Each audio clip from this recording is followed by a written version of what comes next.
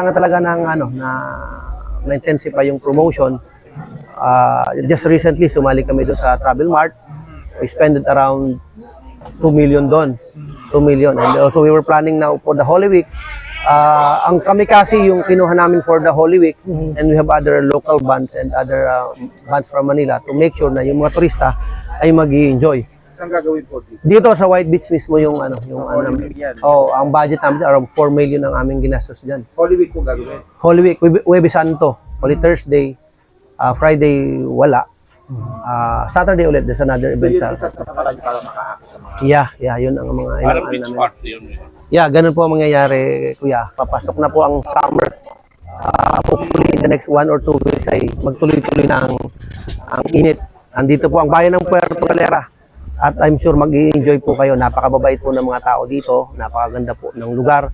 At kami po na local government unit ay handa pong makipagtulungan. At sigurado na kayo po ay mag-i-enjoy at sasaya ang inyong punta dito at babalik-balikan niyo po ang bayan ng Puerto Galera. Welcome po kayo sa aming amazing Puerto Galera. Actually sa Puerto Galera, marami kami mga inland tour na pwede niyo puntahan. Nandiyan ang Tamara Falls, ang Mangyan Bills, marami kayong pwedeng puntahan, and of course yung diving.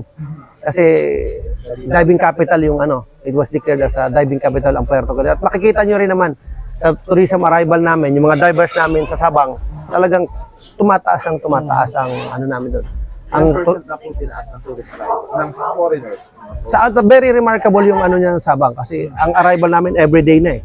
We reached to about sa isang buwan siguro nasa mga around sabi mo mga 7,000 ang arrival niya ng Sabang alone Sabang alone.